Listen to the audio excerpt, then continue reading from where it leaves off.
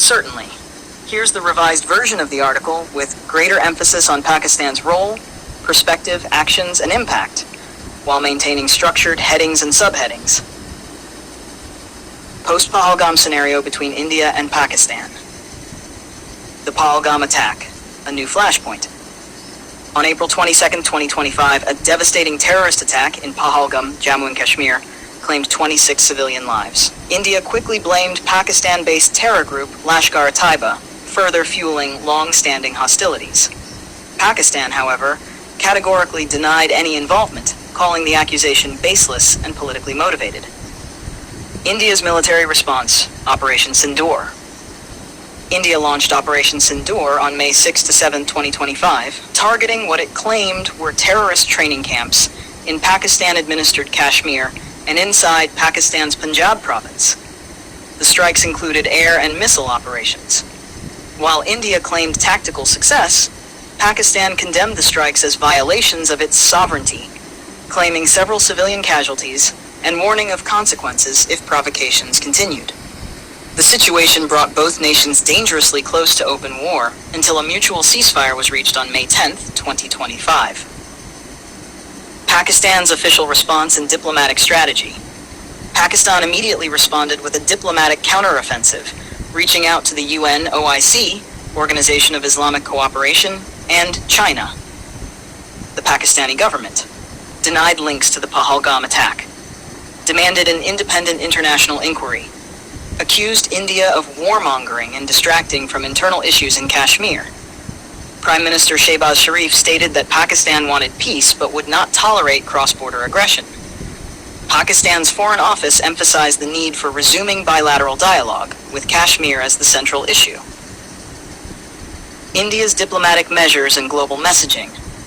India, in contrast, adopted a firm diplomatic stance by suspending the Indus Waters Treaty with Pakistan, imposing a travel ban on Pakistani nationals under SARC protocols, expelling Pakistani officials from New Delhi, urging global powers to label Pakistan a sponsor of terrorism.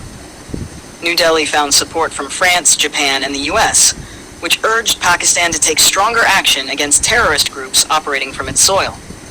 International mediation and pressure on both nations. The United States, United Nations, and Gulf countries began quiet back-channel efforts to prevent escalation. Meetings between Indian Foreign Secretary Vikram Misri and U.S. Deputy Secretary of State Christopher Landau focused on regional stability. Pakistan also engaged diplomatically with Turkey, Malaysia, and China, framing India's response as disproportionate and dangerous. Despite contrasting narratives, both countries were pressured to exercise restraint and return to dialogue.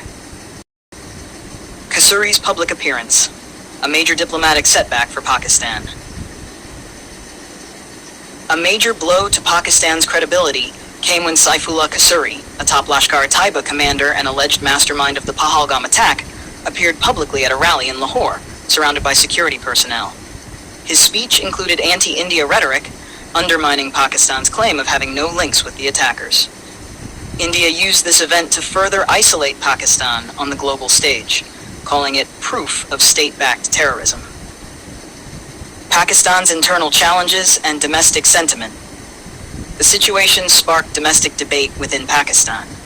The opposition criticized the government for failing to anticipate India's aggressive response. Civil society groups raised concerns over the state's tolerance for extremist elements. Many in Pakistan also questioned the wisdom of escalating tensions while facing economic crisis, IMF negotiations, and internal unrest in Balochistan and KP regions. India's internal measures, espionage and crackdown. India launched a domestic counter-espionage initiative under Operation Sindoor, arresting individuals linked to suspected ISI networks, including a Rajasthan government employee accused of spying. This internal security push was accompanied by increased military deployment along the LOC line of control and tighter surveillance of cross-border communication. Current status, high alert, diplomatic Cold War. As of now, open conflict has been avoided, but the situation remains highly volatile. India demands concrete action from Pakistan against terror groups, while Pakistan continues to seek international mediation and calls for resumption of talks with Kashmir at the center. Both countries remain on high alert, and global powers continue to watch closely, fearing that another trigger event could lead to a larger military confrontation.